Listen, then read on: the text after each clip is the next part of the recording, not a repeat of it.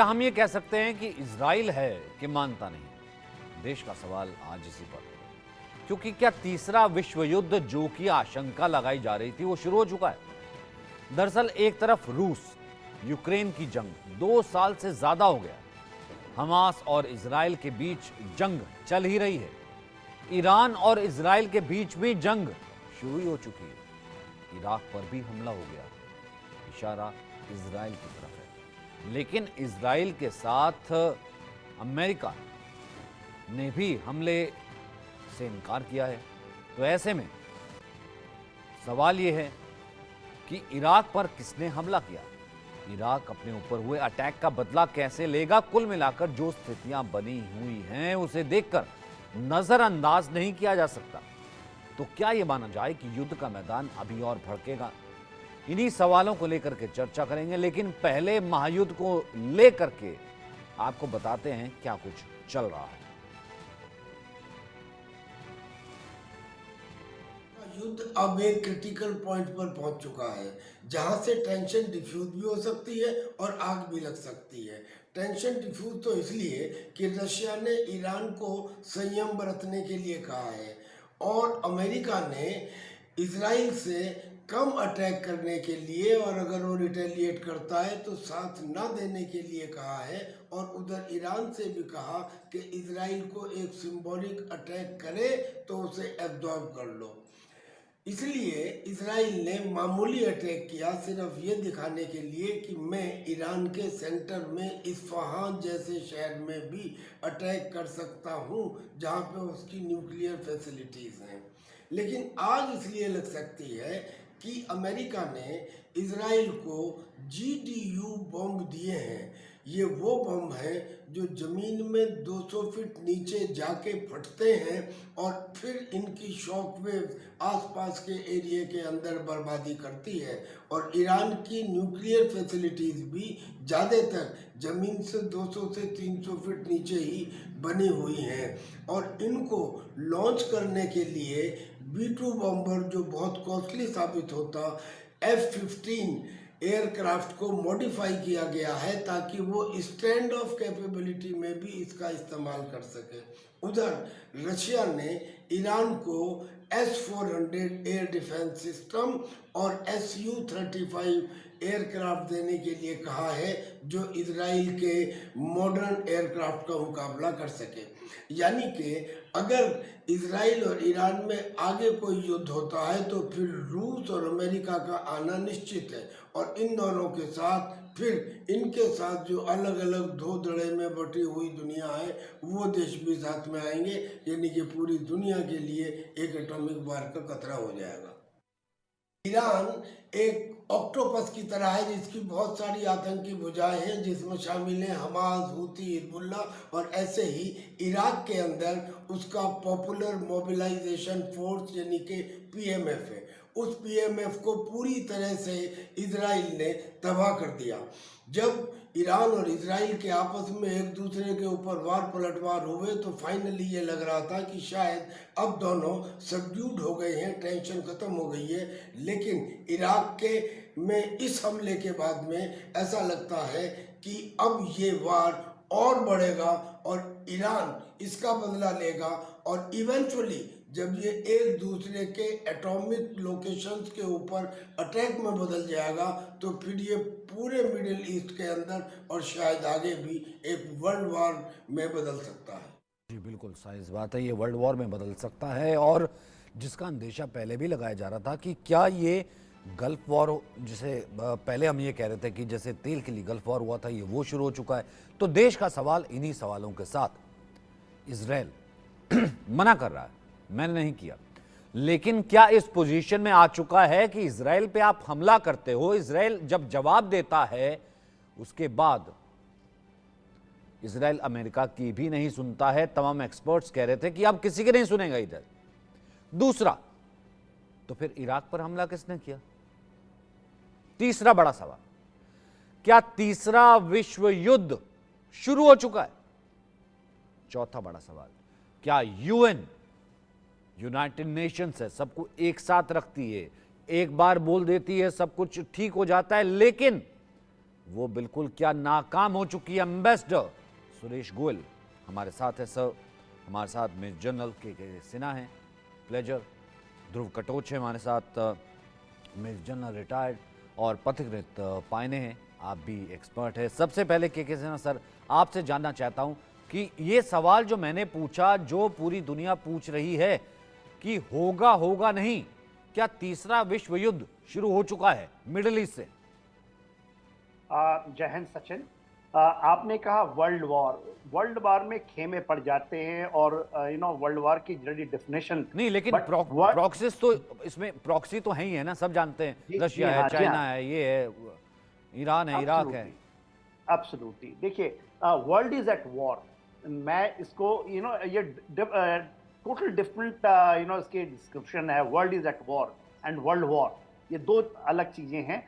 21st century में world is at war, क्योंकि हर एक सेंचुरी में आप देखिएगा कि दुनिया की बदलती हुई स्वरूप में जब आपकी चीजें बदलती हैं।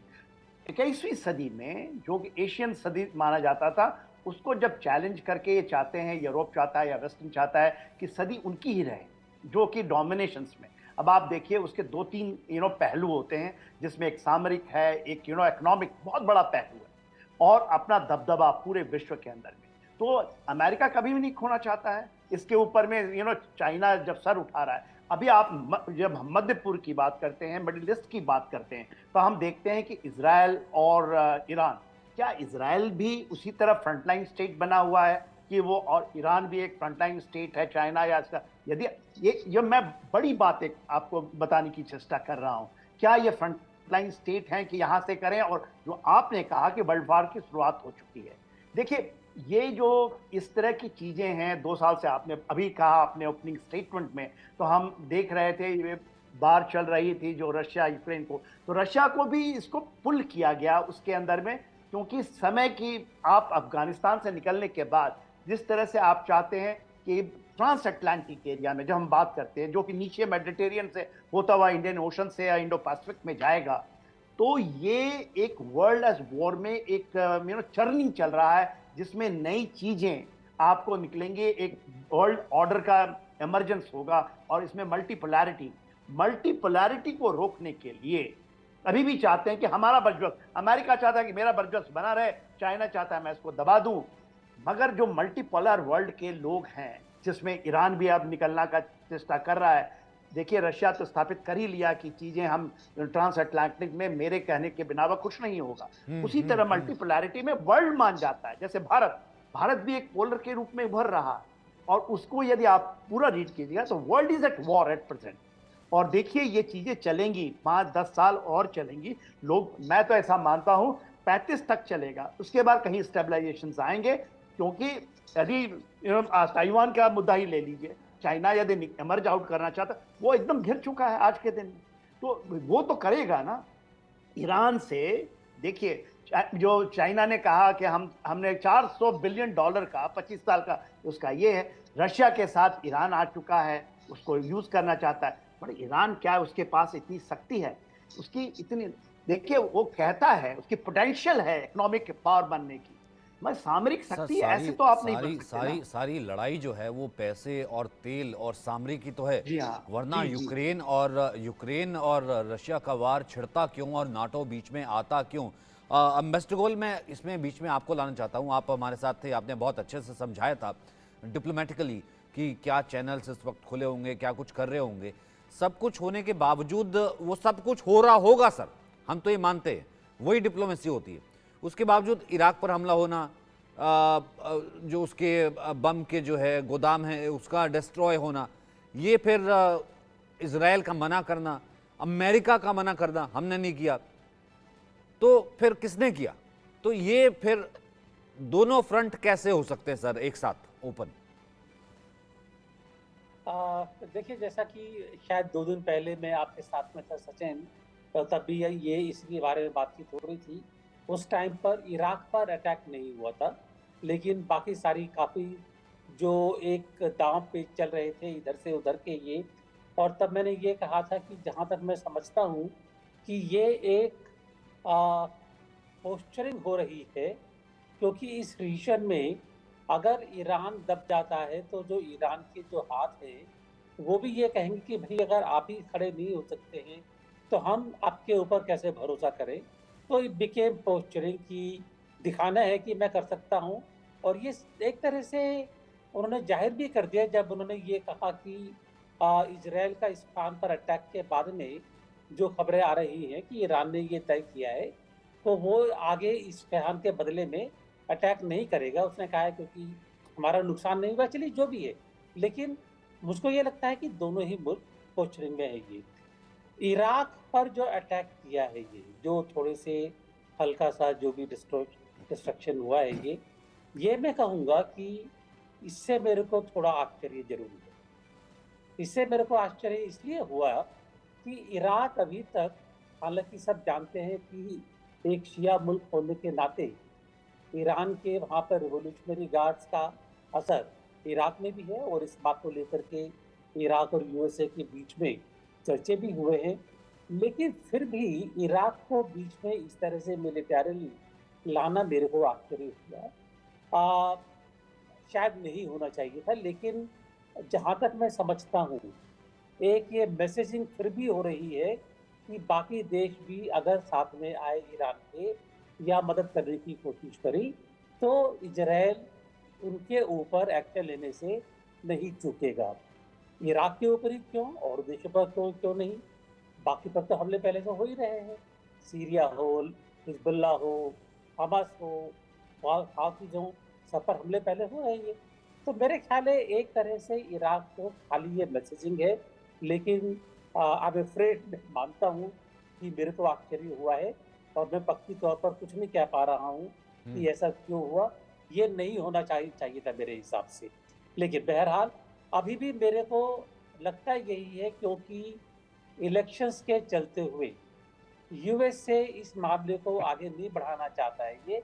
तो इस तरह की कोशिश के बाद मिडिल ईस्ट में जारी रहेगा।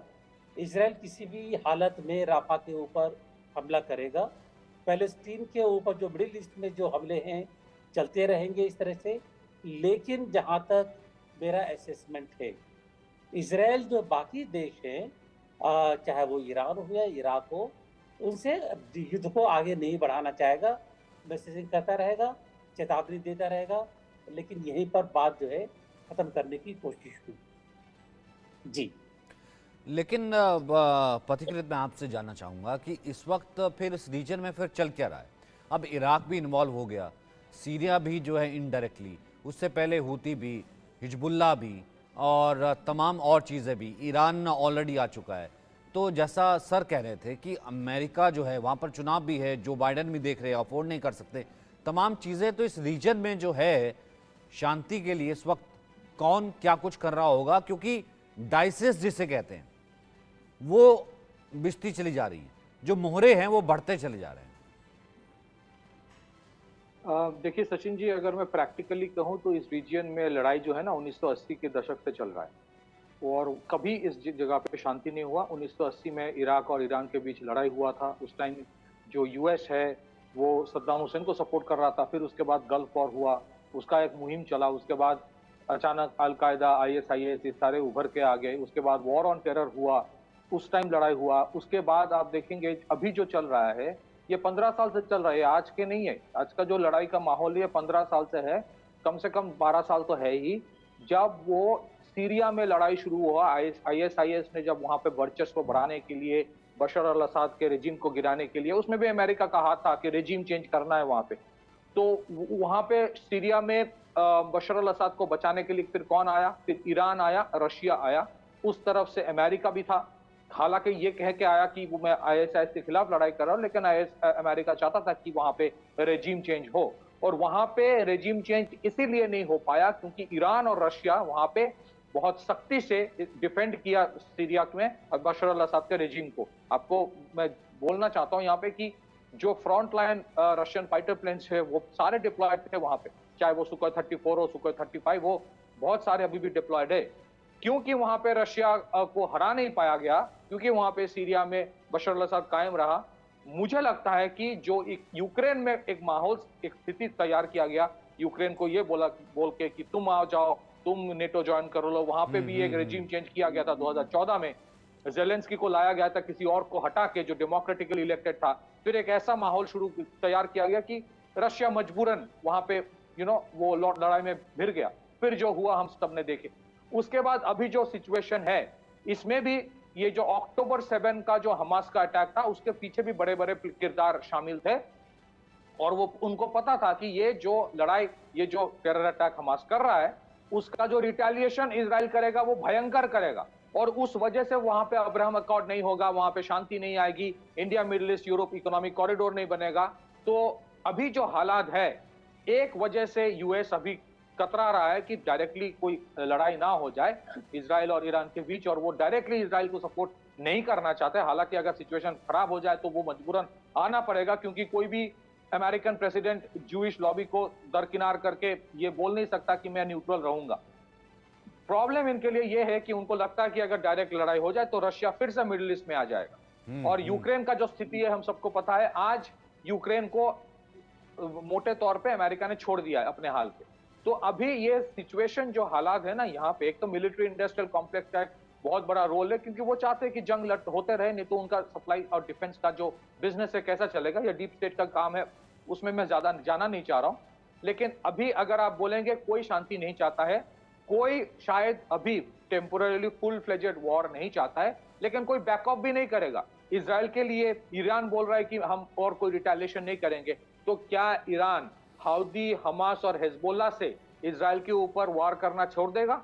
नहीं छोड़ेगा। इसका मतलब ईरान का जो लड़ाई है वो जारी रहेगा इजराइल के खिलाफ। क्या इजराइल छोड़ देगा? नहीं छोड़ेगा। अगर ईरान ने प्रॉक्सी का इस्तेमाल किया तो इजराइल भी अभी जो दिख रहा है कि प्रॉक्सी का इस्तेमाल करेगा। अभी तो ये सूचना आ रही है कि ये जो ईरान में अटैक हुआ, वो शहर में, इस्फान में, वो शायद इजराइल से डायरेक्ट नहीं गया था, शायद वो अजरबैजान या कहीं और पे हुआ था। तो इजराइल भी अपना प्रॉक्सी तैयार करके रखे। अभी टेम्पोररीली ये लगेगा कुछ नहीं हो रहा है, लेकिन कुछ खत्म नहीं होगा। क्या इजराइल हमास रफा में या गाजा में मारना या वहां पे जंग बंद कर देगा? नहीं करेगा। कोई कुछ बंद नहीं करेगा। और इसके बीच वो नहीं पूरी करेगा, दुनिया क्योंकि वो जानता सफर है करेगा। कि उसके ऊपर पहले हमला किया गया। और दूसरी बात ये कि ईरान ने पहले हमला किया, वो भले किसी भी इंटेंसिटी का हो। लेकिन ध्रुव सर, मैं आपसे जानना चाहता हूँ कि क्या सारा खेल, अगर मैं मोटे तौर पर कहूँ, ठीक है भारत इन्वॉल्व है क्योंकि हमारे ईरान से भी अच्छे रिश्ते हैं, मैंने एम्बेसडर गोल से भी उस दिन बात की थी, हमारे जो है अच्छे रिश्ते जो है वो इजराइल से भी हैं, हम दोनों से बात करते हैं, हमारा व्यापार भी है, सब कुछ है, हमारा क्या कहते हैं सामरिक व्यापार भी है, सब कुछ है। लेकिन उसके बावजूद ये सारा खेल तेल और आर्म्स का है और पीछे अमेरिका खड़ा है। ध्रुव सर। सचिन जी धन्यवाद। देखिए तेल का तो खेल काफी समय से चल रहा है दुनिया में, लेकिन अभी का जो प्रॉब्लम है, मुझे नहीं लगता है कि इसमें जो पुराने विषय है वो इसमें अभी आ रहे हैं। ये तो बड़ा एक सिंपल सा विषय अभी आ रहा है, ये वर्ल्ड डोमिनेशन का, कि किसका पलड़ा भारी रहेगा। अभी वो जैसे कि जनरल सिन्हा साहब ने शुरू में बताया, मैं उसके साथ पूरा सहमत हूँ। ये वर्ल्ड ऑर्डर अभी चेंज हो रहा है, और जब भी वर्ल्ड ऑर्डर चेंज होता है तो इस प्रकार की कॉन्फ्लिक्ट चलती हैं। तो रशिया जो है वो एक तरफ से साइडलैंड हो गया है, क्योंकि चीन ने उसकी जगह ले ली है, और दो मेजर पावर्स ऊपर खड़े हुए हैं, एक तो अमेरिका एक तरफ और उसके अलाइज, और दूसरी तरफ चाइना है। रशिया बेशक एक न्यूक्लियर पावर है, एक बहुत इंपॉर्टेंट पावर है, लेकिन जो उसकी इकोनॉमिक स्ट्रेंथ वगैरह है वो पहले की तरह वो नहीं है, और अभी वो छोटा ताकत यही समझो वैसे बन गया है। लेकिन इसके बीच में कुछ और देश आगे बढ़ रहे हैं। भारत जिस प्रकार से आगे बढ़ रहा है, जापान जिस प्रकार से आगे बढ़ रहा है, आसियान को देखो, वो ग्रुप ऑफ नेशन कैसे आगे बढ़ रहे हैं। तो ये मल्टीपोलैरिटी की तरफ से हमको ले जा रहा है, और मेरे ख्याल से ये जो शिफ्टिंग हो रही है, ये प्रॉब्लम जो है ये इसके कारण है। अभी आपने महायुद्ध वर्ल्ड वॉर की बात की। देखिए, मैं वर्ल्ड वॉर, ये युद्ध जो है ये वर्ल्ड वॉर से बहुत दूर है। इसमें बहुत ही कम हिस्से हैं दुनिया के जो लड़ाई पर हैं। सबसे पहले यूक्रेन और रशिया, ये एक लोकलाइज्ड कॉन्फ्लिक्ट है दो ट्राइब्स के बीच में, और दोनों ट्राइब्स वाइट है, दोनों क्रिश्चियंस हैं, और आपस में भड़क गए हैं ये। ये वर्ल्ड वॉर से बहुत बहुत दूर है, ये इनका आपस लोकल मामला है। और नहीं, यूक्रेन लेकिन इसमें सर फंस गया है अमेरिका कि- आया, हाँ, नेटो आया, आर्म्स नहीं, आए, देखिए, और वो लगातार ये वो भेजता है कि भैया मतलब लड़ो। नहीं, ये बात सही है आपने कहा, क्योंकि जहां तक अमेरिका और नेटो की बात थी, उन्होंने सोचा वो यूक्रेन का इस्तेमाल करेंगे रशिया को नीचे गिराने के लिए, जिससे कि रशिया की इकॉनमी जो है वो टूट जाए। अभी वो उनका जो बेसिक एम है वो हुआ नहीं, तो वो बात खत्म है अभी। इस साल तक, ये मैं आपको साफ कह रहा हूं, आपको ये इस साल तक हो सकता है यूक्रेन को फंडिंग मिलती रहेगी। हो सकता है थोड़ी कम, लेकिन मिलती रहेगी। 2025 को मुझे कोई उम्मीद नहीं है कि वेस्टर्न पावर यूक्रेन को कोई भी फंडिंग दे। ये युद्ध अभी समाप्त होने वाला है और रशियन टर्म्स के ऊपर समाप्त होगा। अभी अभी अभी हम आते हैं इसराइल और ये तीन एज के बीच में, हमास, हिजबुल्लाह और हुतीज। जी। ये पत्रकार पैन ने बिल्कुल साफ कह दिया है, और मैं उनके साथ भी बिल्कुल अग्री करता हूं। ये अभी कोई नई लड़ाई नहीं है, ये बहुत पुरानी लड़ाई चलती जा रही है, लेकिन ये रीजनल एक्टर्स के साथ ही हो रही थी, और प्रॉक्सी वॉर की तरह से आप इनको देख सकते थे। अभी पहली बार मुझे खतरा लगा कि ये वर्ल्ड वॉर तक जा सकता है, जिस प्रकार से ईरान ने इजराइल के ऊपर हमला किया। लेकिन मैं समझता हूँ कि थोड़ी बेटर सेंस प्रिवेल हुई, क्योंकि उसके बाद इजराइल का जो रिस्पॉन्स था वो एक बड़ा स्पेसिफिक रिस्पॉन्स था, और उस रिस्पॉन्स के बाद ईरान ने तो साफ कह दिया है कि ये जो अटैक है ये इन्फिल्ट्रेटिंग ड्रोन्स की तरफ से है। उन्होंने इजराइल के ऊपर कोई भी निशाना नहीं किया, और उनकी तरफ से ये मामला अभी बंद है। तो जो पुराना प्रॉक्सी वॉर है वो मुझे लगता है वो चलता रहेगा, लेकिन इसके ज्यादा मुझे नहीं लगता है कि कुछ होगा। जी, जहां तक जी, पैलेस्टीन जी। का प्रॉब्लम है, गाजा का प्रॉब्लम है, क्या इसराइल रफा के ऊपर हमला करेगा या नहीं करेगा, ये अभी सोचने की बात है। लेकिन मेरे ख्याल से जिस प्रकार से जी। उधर पॉपुलेशन 10 लाख से ऊपर लोग रफा में जो रेफ्यूजीज बन के रहे हैं, वहां पर मुझे नहीं लगता है कि इसराइल उस प्रकार की कार्रवाई करेगा जैसे कि उन्होंने नॉर्थ गाजा में की। तो हो सकता है यहां पर भी एक तरफ से स्टेबिलिटी सा आ जाए, लेकिन ये मामला ज्यादा ज्यादा देर तक चलता रहेगा, हिजबुल्लाह के साथ भी, तो लेकिन हुतीज सर के साथ प्रॉक्सी भी चलता और है तो वो भी तो इनफैक्ट एक युद्ध ही होता है, चीज़ों को अफेक्ट करता ही है, तेल को अफेक्ट करता है, कीमतों को अफेक्ट करता है, सब चीज़ को अफेक्ट करता है। तो के से ना सर, अगर मैं एक एक एक टर्म में कहूँ कि बड़ा पेड़ जब गिरता है तो धरती हिलती है, जैसे कि, या फिर वर्ल्ड ऑर्डर अगर चेंज होता है जैसा कि आप प्रिडिक्ट कर रहे हैं कि अभी कुछ साल चलेगा, तो भैया वो जो गिरेगा वो अपने साथ हिलाएगा भी ना बाकी सब चीज़ों को, और उसकी जो कंपन है वो कंपन यहां पर भी महसूस होती है, वो कंपन बाकी और जगह पर भी महसूस होगी। देखिए सचिन, आप बहुत सही कह रहे हैं कि देखिए कि कोई बड़ा पेड़ गिरता है तो हलचल होती है। बड़ा पेड़ तो अमेरिका है, उसको इकोनॉमिकली एंड मिलिटरली भी देखिए आज भी वो एक सुपर पावर का जो पोजीशन हैसियत, यदि आप उसको क्वांटिटेटिव से देखें, ये नहीं कहें कि अफगानिस्तान से भाग खड़ा हुआ, यहाँ से भाग खड़ा हुआ, अमेरिका आज भी एक बड़ा पावर है।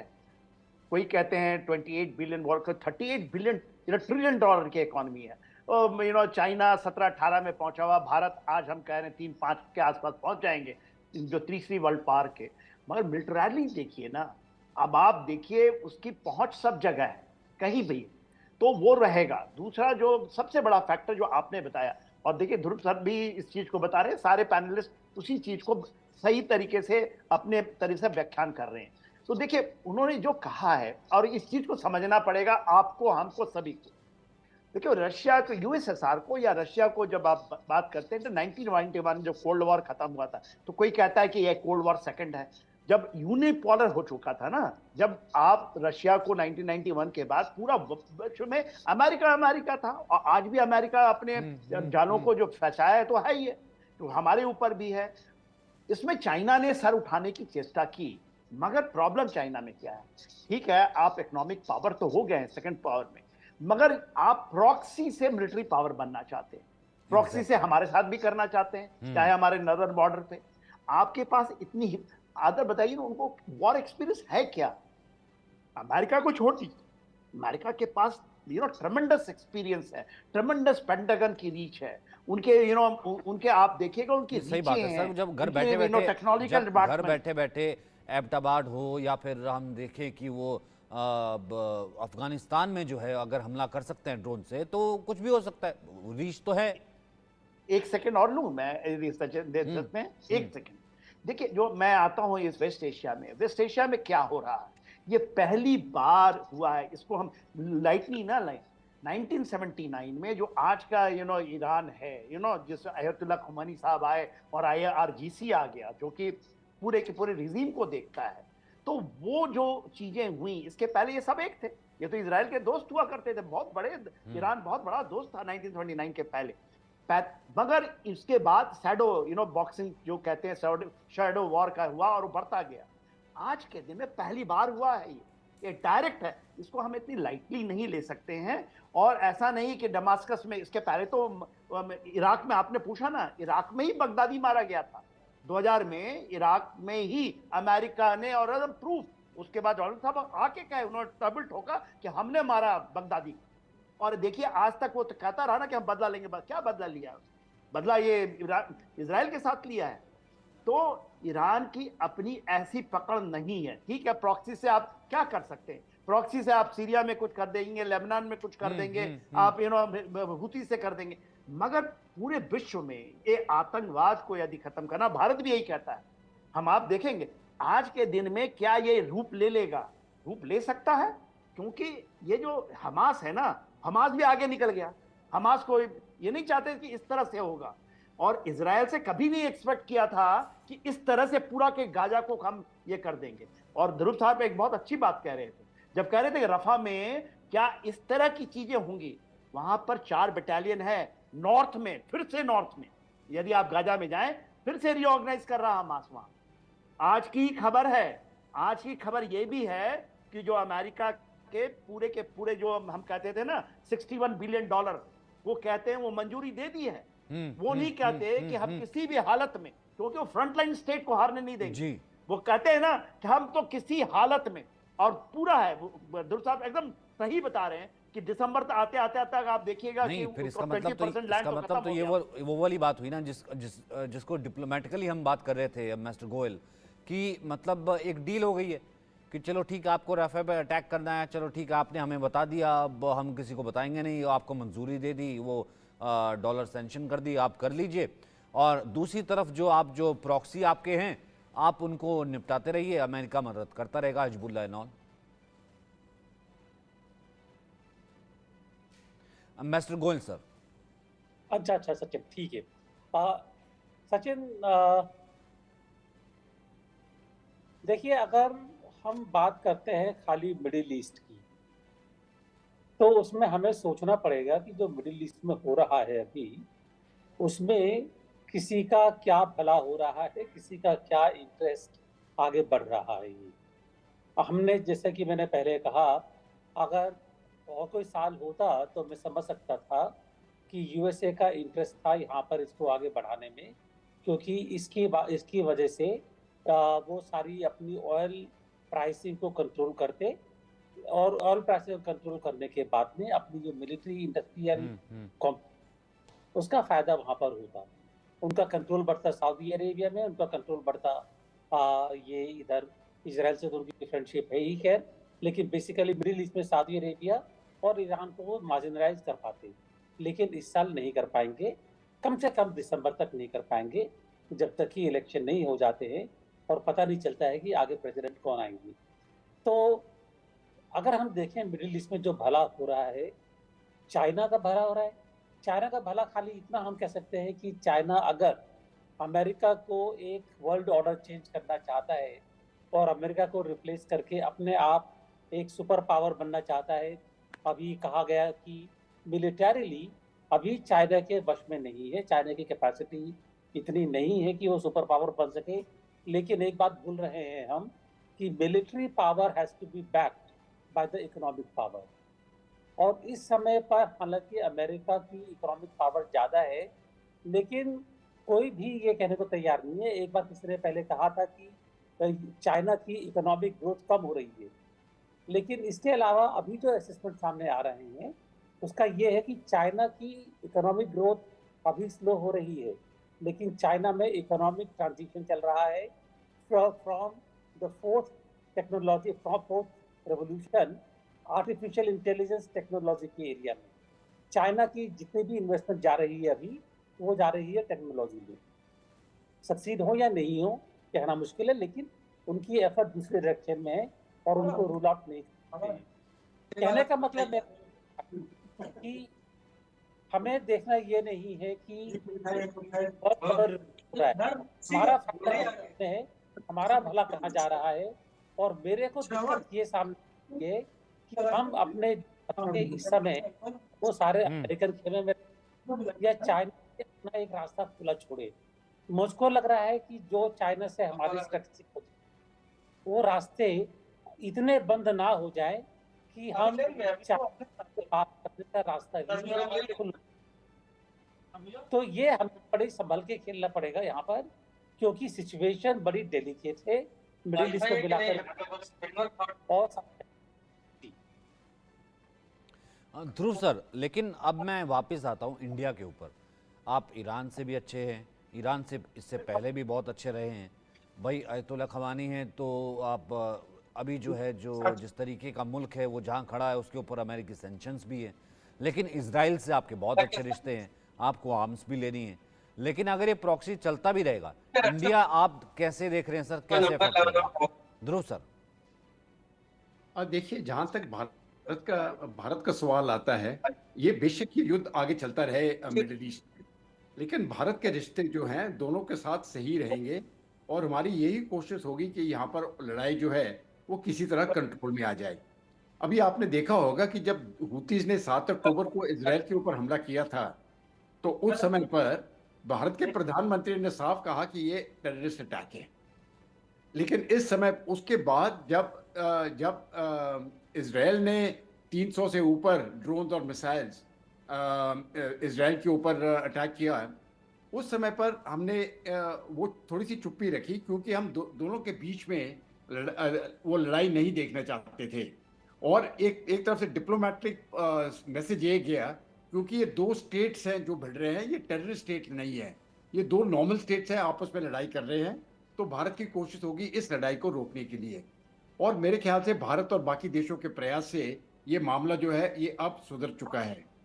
बेसिकली सचिन जी, मुझे लगता है ये लड़ाई शुरू इसलिए हुई क्योंकि इब्राहिमिक अकॉर्ड्स आगे जा रहे थे, और सऊदी अरेबिया भी अगर उसमें आ जाता तो हमास की जो छवि है उस इलाके में वो खत्म हो जाती। वो जो सपोर्ट उनको मिलता वो खत्म हो जाता, और एक तरफ से पूरा मिडिल ईस्ट जो है, वेस्ट एशिया जो है वो एक तरफ से कमर्शियली इंटीग्रेट हो जाएगा। तो वो हुआ नहीं है, और वो क्योंकि 7 अक्टूबर को अटैक हुआ और 1300 इजरायलीज वहाँ पर मारे गए, तो ये उसकी संभावना अभी बहुत दूर हो गई है। लेकिन आपने देखा होगा कि जब ईरान ने अटैक किया तो इजराइल को मदद मिली है जॉर्डन से भी और सऊदी अरेबिया से भी। तो ये फॉल्ट लाइन जो है ये एक तरफ से बड़े डिफ्यूज से हो गए हैं। ये नहीं कह सकते हम कि अभी ये आइडियोलॉजिकल और मुस्लिम वर्सेस अदर्स है या शिया वर्सेस मुस्लिम है, वो तो खैर यहाँ पर लेकिन एक और सर है ना, लेकिन एक और चीज़ है ना सर, जैसे के सिन्हा सर कह रहे थे और मिस्टर गोल भी कह रहे थे, सर दोनों हैं इतनी दूर, मतलब अगर स्ट्राइक भी करनी है 1700 किलोमीटर के करीब का डिस्टेंस जो है वो कैसे मिसाइल जो है कवर करेगी, और एक दूसरे को कहने के बावजूद, दुनिया को तो कह रहे हैं, कहने के बावजूद नेस्तो नाबूद कर देंगे। नहीं, वो तो ये इस प्रकार की दोनों के बीच में वो लंबी लड़ाई चलने वाली नहीं है, क्योंकि अगर ये चलेगी तो इसका मतलब है कि American support, direct support Israel को मिलेगा और रशियन सपोर्ट डायरेक्टली मिलेगा ईरान को। लेकिन एक चीज़ मैं बताना चाहता हूँ, क्योंकि आपने ऑयल का भी जिक्र किया है।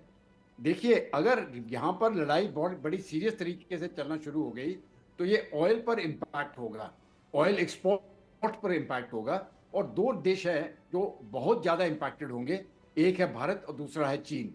तो किसी भी हालत पे भारत और चीन ये युद्ध नहीं देखना चाहते हैं, और हमारी तरफ से यही कोशिश होगी।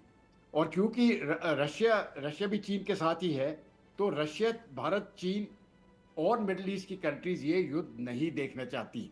अगर आप ऐसे देखें तो अमेरिका भी यही चाहता है कि यहाँ पर युद्ध ना हो। तो यहाँ पर तो मुझे लगता है शांति आ जाएगी। शांति का मतलब ये नहीं है कि वो सब दोस्त बन जाएंगे, ये है कि जिस प्रकार से प्रॉक्सी वॉर चल रहा है अभी, मेरे ख्याल से वो प्रॉक्सी वॉर चलता रहेगा। सिन्हा साहब ने 10 साल का जिक्र किया, हो सकता है 10 साल चले, 5 साल चले, 15 साल चले, लेकिन फिलहाल की सिचुएशन है, ये प्रॉक्सी वॉर चलता रहेगा और वहीं तक ही सीमित होगा ये। सचिन जी। पथिकृत, मतलब अगर ये चलता रहेगा, लेकिन मेरा सवाल फिर वापस वहीं आता है, प्रॉक्सी भी हो, है तो वॉर ही, इफेक्ट तो होती दुनिया। सचिन जी, मैं एक और युद्ध के बारे में बोलना भूल गया। 2014 से यमन में एक लड़ाई चल रहा है। एक तरफ हौदीज थे, दूसरी तरफ सऊदी अरब लेड पूरा एक सुन्नी अरब देशों का कोalition था। इसी वजह से जब जो ईरान ने सोचा कि सारे मुस्लिम देश उसके पक्ष में आ जाएगा इजराइल के खिलाफ, वो नहीं हुआ और बहुत सारे इस्लामी देश मिडिल ईस्ट में, जहाँ से कहा जा रहा है कि उन्होंने भी वो जो इनकमिंग ड्रोन्स थे उस ईरान से, उसको नष्ट कर दिया इजराइल पहुंचने से पहले। तो ये देखिए, मैं एक चीज कहना चाहता हूँ, इसमें ईरान को भी पता है उसका इतना ताकत नहीं है कि अमेरिका के साथ भिड़ जाए। रशिया का इकोनॉमी प्रॉब्लम में है, उसमें कोई दोहराए नहीं है, लेकिन फिर भी उसको हरा नहीं पाया अमेरिका और पूरा नेटो का ताकत। यूक्रेन में और सीरिया में भी उसको हरा नहीं पाया है। रशिया को पता है वो जीत नहीं पाएगा, लेकिन रशिया को इतना पता है कि मैं हारूंगा भी नहीं। तो आज प्रॉब्लम कहां पे चल रहा है ये देखिए। अगर इसमें चाइनीज इन्वॉल्वमेंट है और जो ग्लोबल ऑर्डर की बात की जाती है, ईरान का ऑब्जेक्टिव क्या है, या ईरान को इस्तेमाल करके चाइना का ऑब्जेक्टिव क्या है? ये वर्ल्ड वॉर चाहते नहीं है, ये डिस्टर्बेंस फैला के रखना चाहते हैं। इसके दो कारण।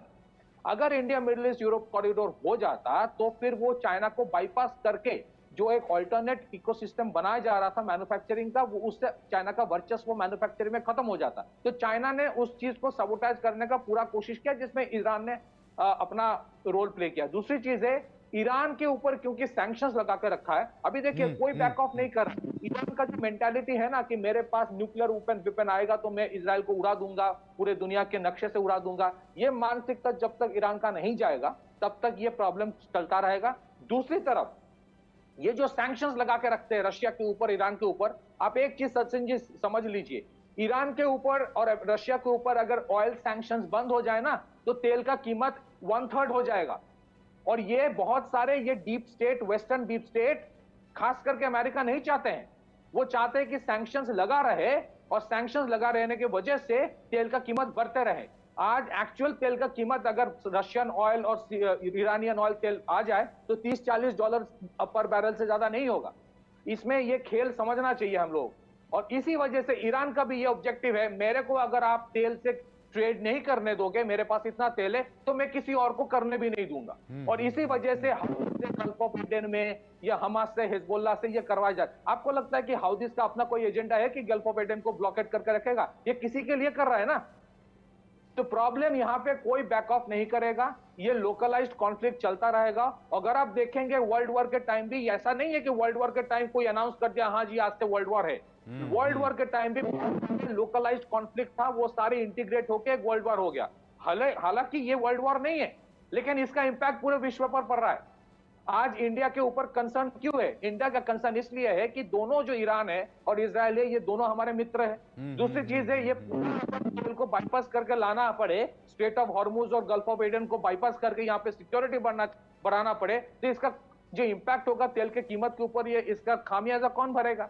तीसरी चीज है, वहां पे अगर बहुत बड़े पैमाने में कॉन्फ्लिक्ट हो जाए और इतने सारे हमारे जो वहां पे लोग काम करते हैं वो वापस आ जाए, फिर जो रेमिटेंस आता है $125 बिलियन सालाना, उसका क्या होगा? फिर ये सारे आ जाएंगे, फिर इसको नौकरी देना पड़ेगा। तो कंसर्न तो सभी का है और कुछ लोग वहां पे बैठ के ये प्रॉब्लम तैयार कर रहा है। इनका शायद ये वर्ल्ड वॉर नहीं चाहते, लेकिन वर्ल्ड में कंसर्न भी है, दुनिया भी बचानी है। के सिन्हा सर, तो क्या मैं ये मान लूं, आप बहुत ज़्यादा वोकल भी रहे हैं और हम अमेरिका को इस बारे में बोलते भी रहे हैं, बात भी करते रहे हैं, war is the new industry. Absolutely. देखिए Sachin ji, war is a big industry and everyone is getting it. यदि भारत भी आज आत्मनिर्भरता के कारण, हमने ब्रह्मोस सप्लाई किया फिलीपींस में और हमारी मांग बहुत ज्यादा आ रही है, और केवल आसियान में ही यदि हम जाएं तो बहुत है। तो ये हम कहेंगे भारत ने इस जगह में अशांति चाहते हैं क्या, तो ये चीज कहना गलत होगा। मेरे ख्याल से थोड़ी सी सोच समझ, शायद क्रॉस टॉक आ रही, मेरी आवाज आ रही है क्या? देखिए आज के दिन में पैट्रियट मिसाइल की बहुत जोर है, पैट्रियट मिसाइल बनाने में 2 साल लगता है एक बैटरी बनाने में। तो ये चीजें, इसकी तो डिमांड बढ़ी गई है, सब जगह डिमांड है। आज जो जीडीपी है, चाहे ये यूरोप के अंदर में, उसको बोलते हैं 2% तो आप मिनिमम करें। डोनाल्ड ट्रंप साहब भी आ जाएं तो यही कहेंगे कि आप अपने डिफेंस खर्चे को बढ़ाएं। देखिए, जापान ने अपने डिफेंस बजट को दुगना कर दिया, दुगने से भी ज्यादा। वो जो उसका पैसिफिकेशन था कि पैसे हम नहीं चाहते थे, वो अब मिलिट्री खड़ा कर रहा है। तो आज के दिन में सबने समझ लिया है, चाहे वो भारत है चाहे कोई देश है, कि केवल इकोनॉमिक पावर बन के, ये हम कह रहे थे गोयल साहब से, मैं मानता हूं कि चाइना वो भी चाह रहा है कि हम एक मिलिट्री पावर बने, वो स्तंभ है। देखिए, कोई भी कॉम्प्रिहेंसिव नेशनल पावर में 2 चीजें हैं, एक डिप्लोमेसी भी बहुत बड़ा स्तंभ है हमारा, और एक उसके अंदर, क्योंकि जिस तरह से हमारी डिप्लोमेसी आपने देख रहा है, चाइना भी कर रहा था हेजमोनिक बिहेवियर से। तो आज के दिन में जो सचिन आप ये कह रहे हैं कि ये जो चीजें हैं, इसमें उभरते हुए पोलों की जरूरत है। और जो आप डिफेंस इंडस्ट्री की बात करते हैं, सारे डिफेंस इंडस्ट्री बढ़ाना, क्या आप ये बताइए कि क्या हुआ, ईरान क्या कर रहा है आज? उसने वो चाहता है कि हम,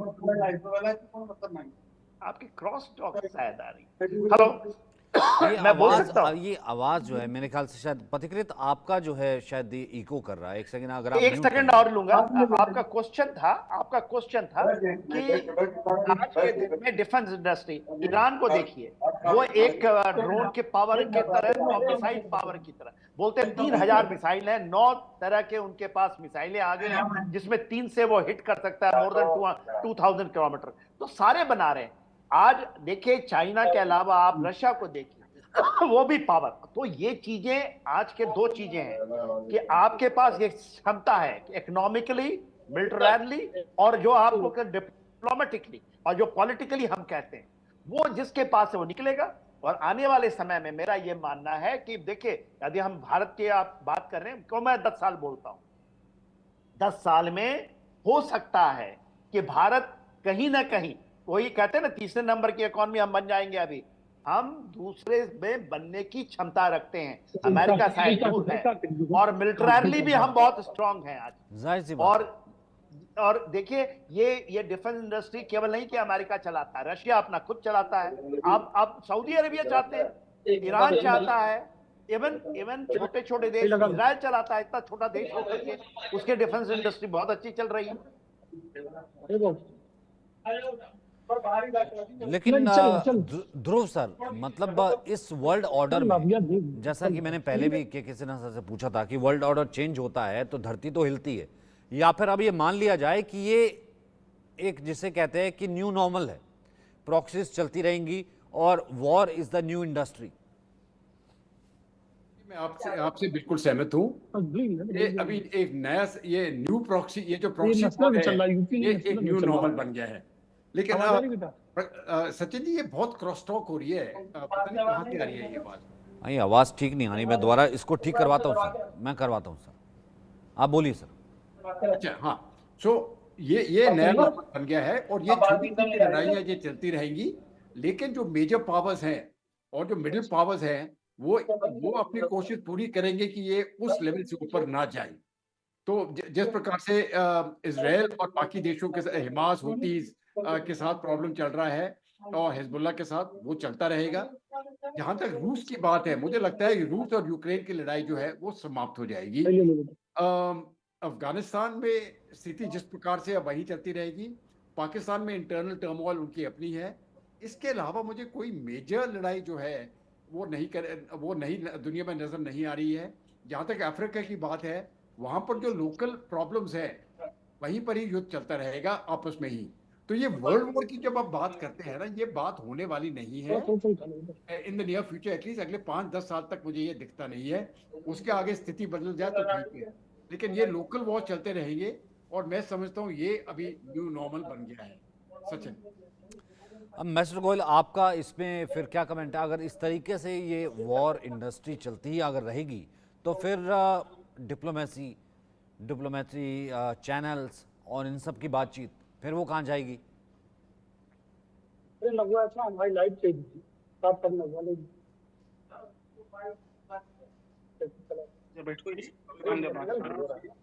तो मंगेबे ही नहीं है यार। आप बैठ जाओ, आप बैठ जाओ।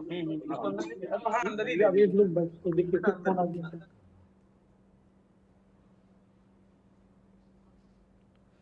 सर आवाज़ में कुछ दिक्कत आ रही है, वह दोबारा मैं आपसे संपर्क करूँगा। बहुत बहुत शुक्रिया आप सबका मेरे साथ जुड़ने के लिए। और इस वक्त हम आगे बढ़ते हैं और हमारे साथ क्योंकि 12th का रिजल्ट आया है और 12th के टॉपर्स हमारे साथ जुड़ रहे हैं। चार्ली गुप्ता इंटर टॉपर और काजल सिंह हमारे साथ